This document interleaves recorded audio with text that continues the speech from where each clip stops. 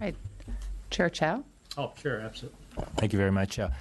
And thank you very much for your work. And I want to start off with a question regarding the 20 or so entities that refused to participate in the survey. When they made the refusal, was there any justification for the refusal to be a part of the survey?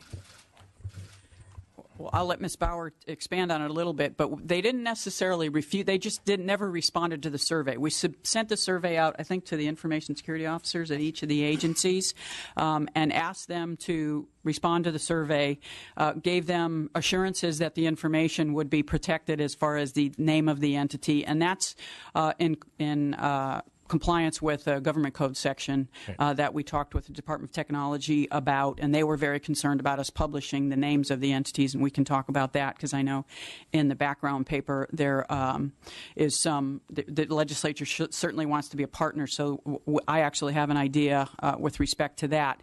But we tried to give them as many assurances as possible that this information will be aggregated. Certainly we will protect the confidentiality, the nature of which particular entity it was. We reminded them on multiple occasions. I asked staff yesterday how much time did we give these agencies to complete the surveys. It was between 5 and 6 weeks, so it was ample time for them to be able to fill out the survey. None of those agencies actually contacted my office and said we refuse to fill out the survey. They just didn't do it. I don't know if, Michelle, you have anything you want to add to that? Yeah, the fact that they simply ignored your request, does that concern you as far as Absolutely. It's very disappointing to us because we feel that, and I appreciate the fact that your two committees are meeting to discuss this issue. This was an audit that my staff brought to me. This is under our high risk where we can self-initiate, and we felt that this was a really important vehicle to have this conversation and allowed the legislature to partner with the administration. So it was disappointing. Certainly when we were looking at some of those agencies are quite large and we would expect would have lots of personal identifiable information, confidential, sensitive information. It was very disappointing to us, and that's why we continued to remind those agencies, please respond. And then we let them know, full disclosure, if you don't respond, we will be publishing a list of entities that did not respond to our survey because we think that's important information for the legislature and certainly the administration to have. So then to recap, the 5 entities were actually audited, and then 101 entities were surveyed. Correct. And I understand that also that CDT only has jurisdiction over certain agencies, and there are other agencies that are not within the purview of the CDT.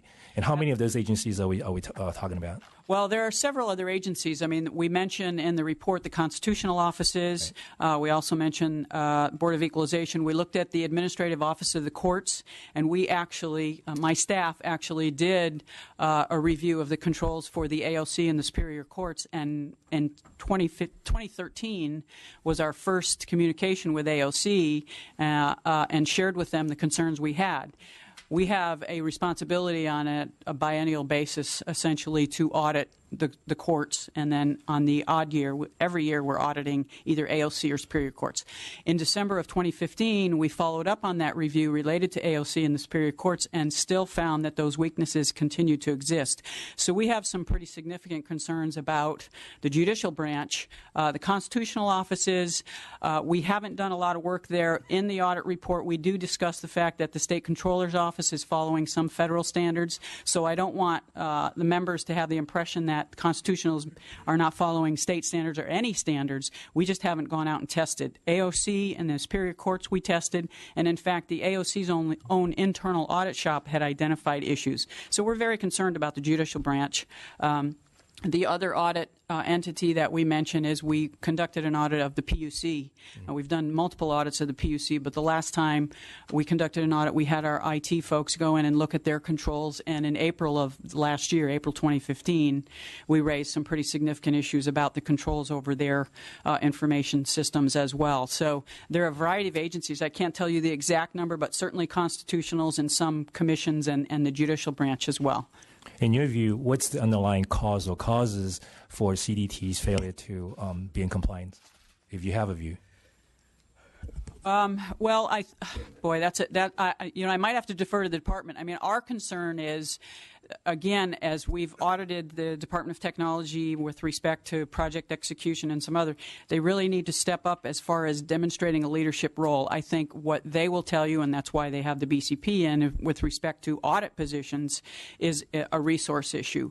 But again, we felt that it was important for them to have the results of our survey, and then you can look at all of these standards and perhaps triage, based on your expertise, which of these we can't attack all of them immediately to try to tighten them up, but let's at least triage and determine which of those controls and help those agencies fix the controls that need to be fixed immediately, and then have a long-term plan.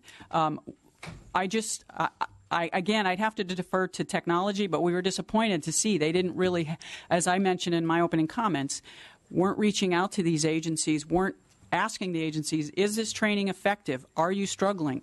Unfortunately, as you indicated in opening comments and we mentioned in our report, there were 41 agencies that certified to technology that they were compliant. And I think part of the reason for that is the way the Department of Technology structures its survey.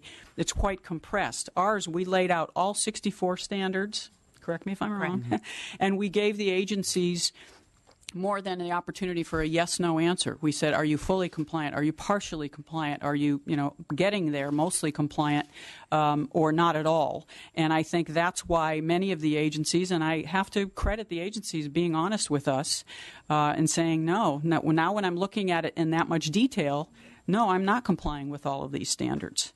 But I do think that Department of Technology really needs to step up in its leadership role in reaching out to agencies, trying to understand, because many agencies are small and they don't have the in-house expertise. And technology, I believe, does, or at least has the ability to get that expertise to help the state.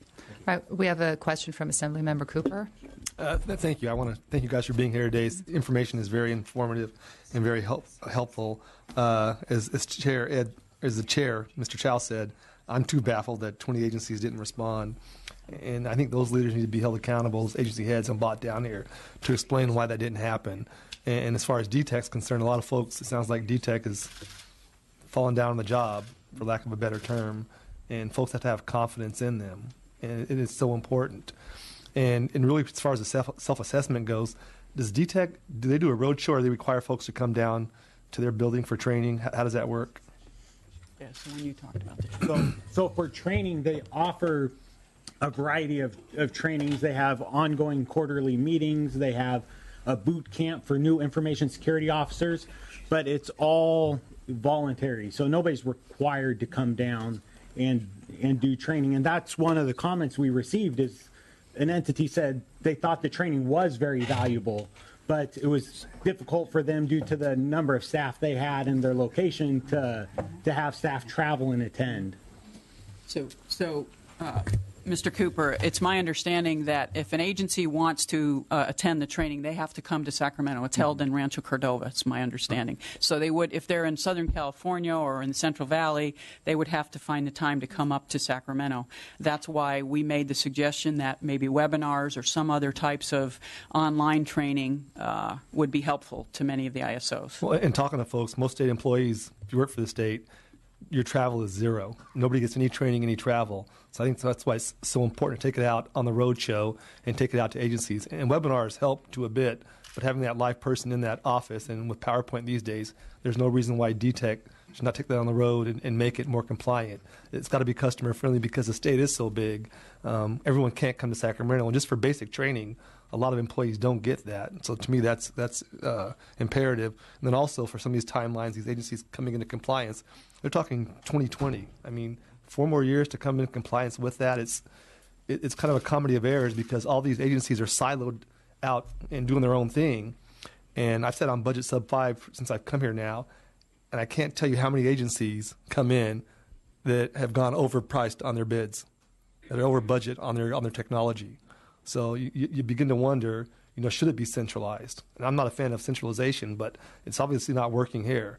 So something needs to be done to fix that, because we hear that constantly on budget sub 5. They're coming in asking for additional dollars on their IT projects. So, something doesn't jibe right, but a lot of it starts with leadership and accountability. because the managers and department heads are not doing their job.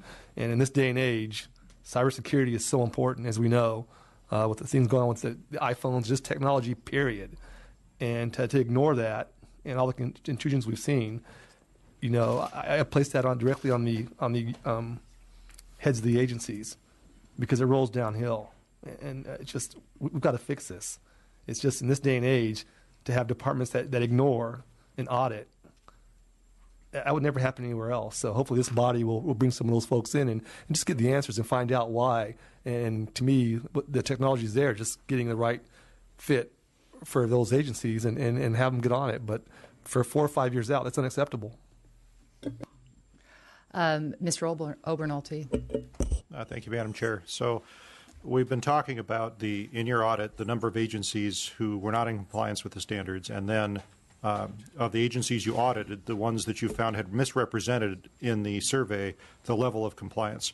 I'm curious as to why the agencies, A, have not complied, and the ones that thought they had complied had either willfully or not misrepresented their compliance to you in the audit. What are the reasons behind that? Is it a lack of budget? Is it a lack of prioritization for cybersecurity? What were the reasons that you found?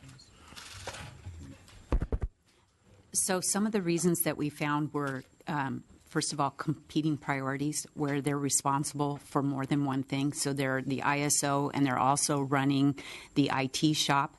So, they only have so much manpower available to them to perform these activities. And we were told that, what would you rather have, an IT security policy or our servers up and running? So competing priorities was one area.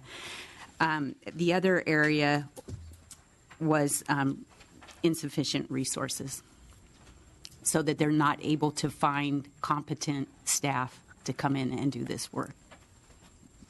Okay, so insufficient resources monetarily or insufficient resources from a personnel standpoint? Personnel standpoint. Interesting.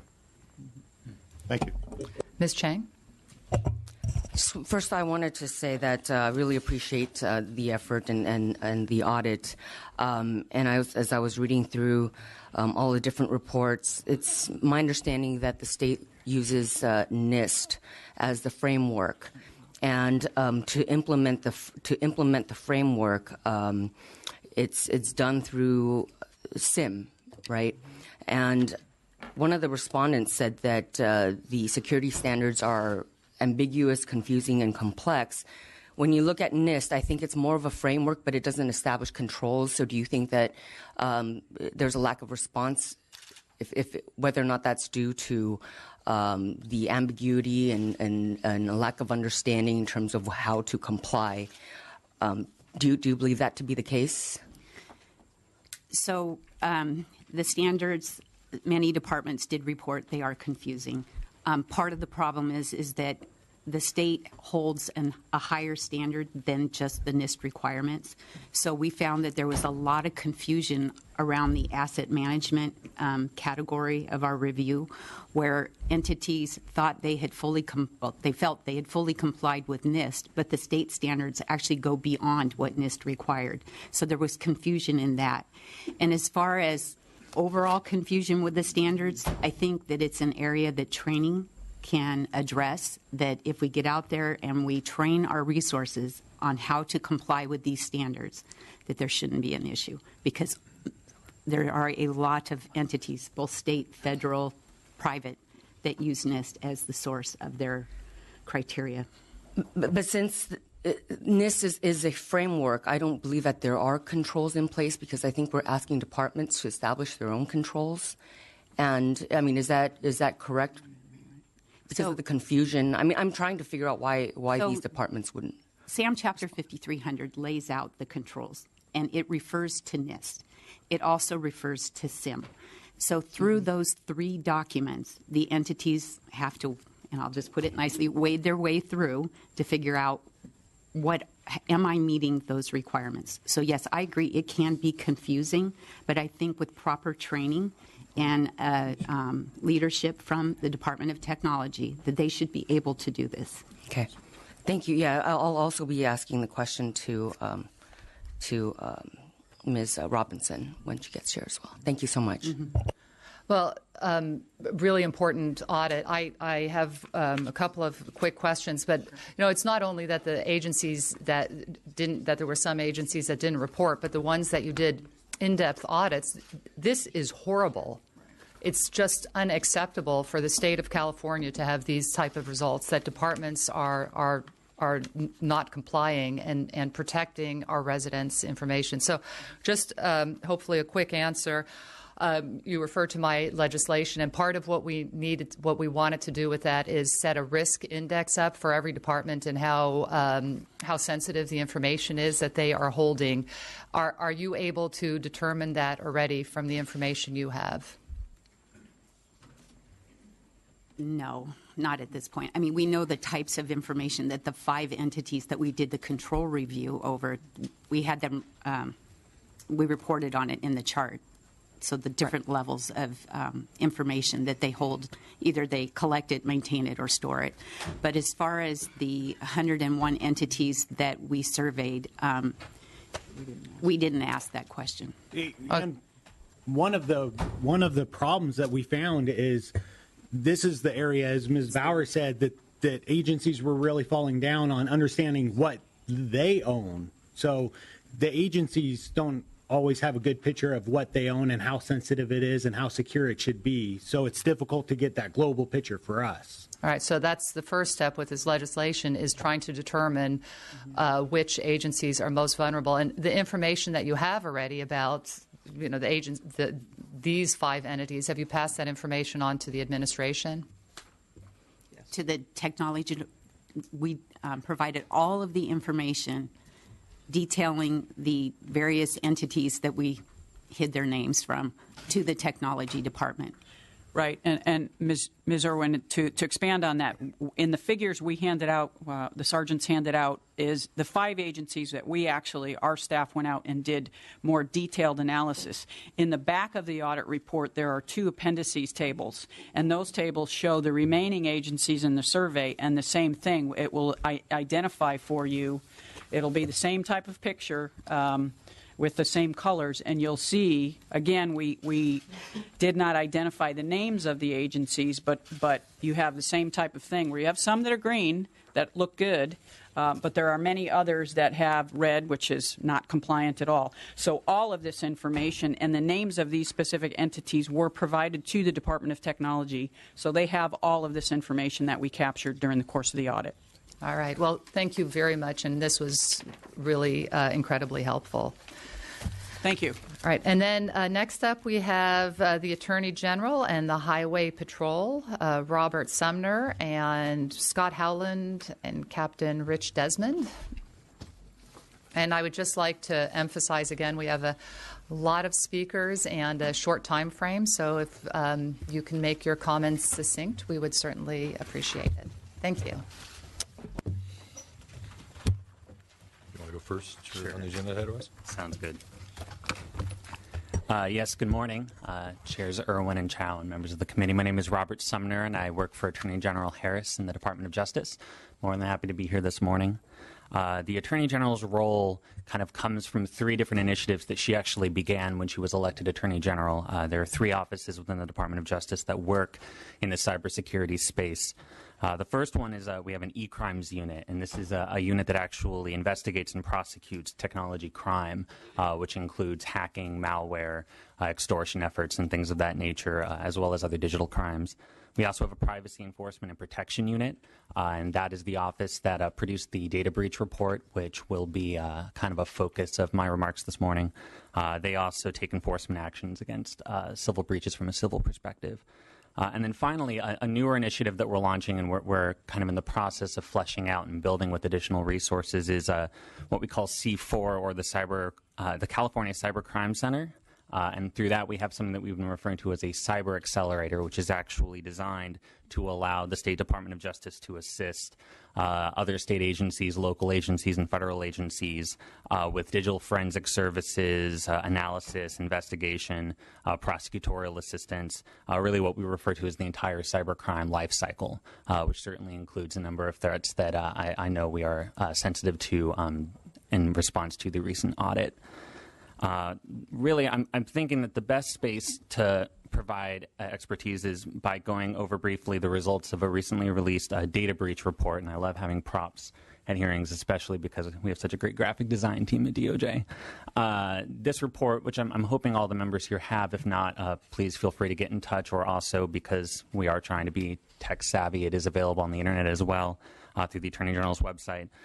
This is a data breach report that is gathered from data that the AG collects pursuant to a law in California that requires for the reporting to the Attorney General of every data breach by a company or an agency where more than 500 Californians' information has been compromised by the breach.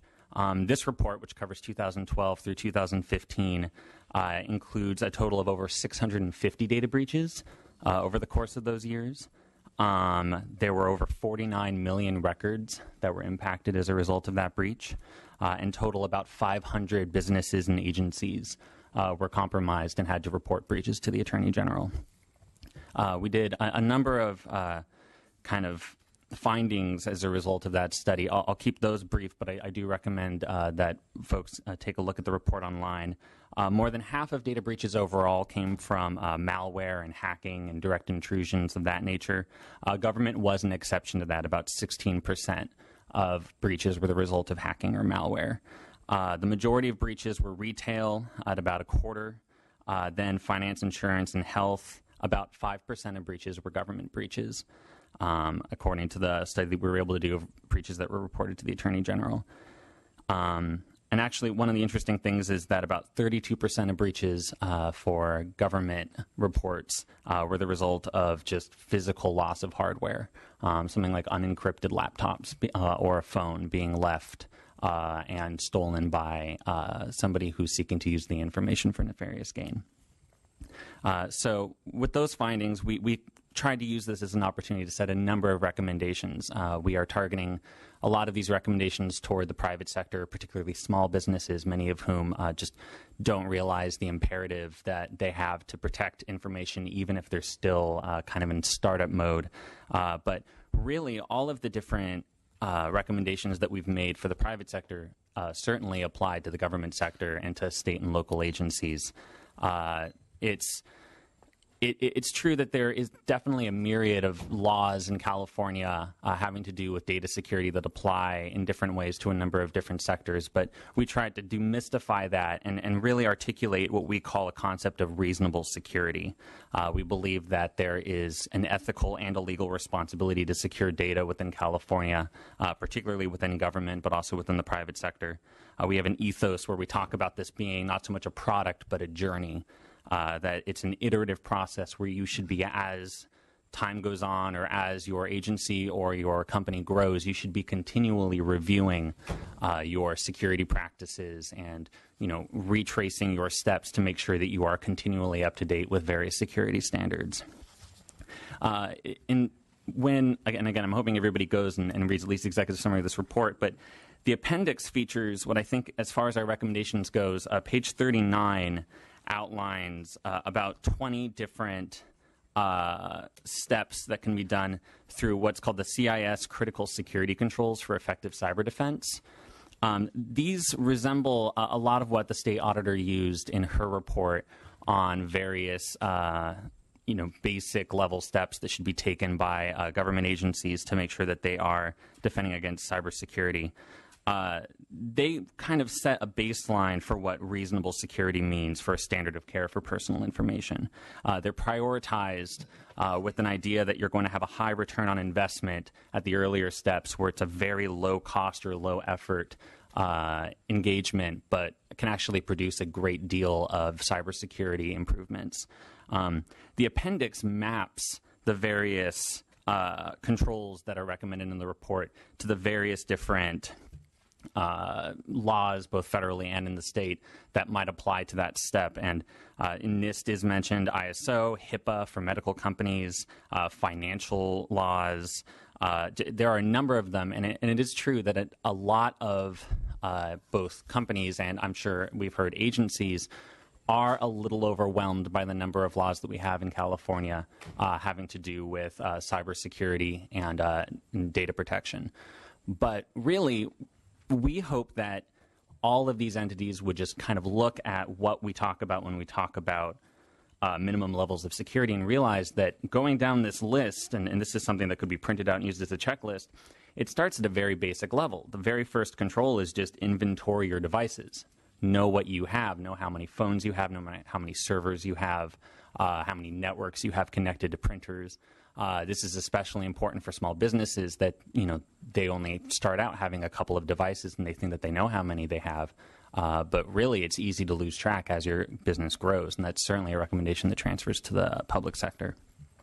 One of the main findings is that a number of the breaches, actually many of the breaches that were reported, could have been prevented or at least detected earlier on to mitigate damage if there had just been some very basic security measures implemented. About half of government breaches were due to missent emails or other types of misdelivered information, and about 32% was that loss of physical unencrypted hardware. So encrypting data or keeping better track of inventory can have just a significant result on improving data security. We have a number of other recommendations in here, too, that I would definitely recommend looking into. But really, that's the basic takeaway from the Attorney General's office is when we look at the private sector and we look at the public sector, when you deal with personal information, it might be a little intimidating to start going through these security controls, but really a lot of them are common sense. And the idea is that if you're not at least going through and cycling through that floor for standards, it's arguable that you are not meeting a reasonable security standard for the state.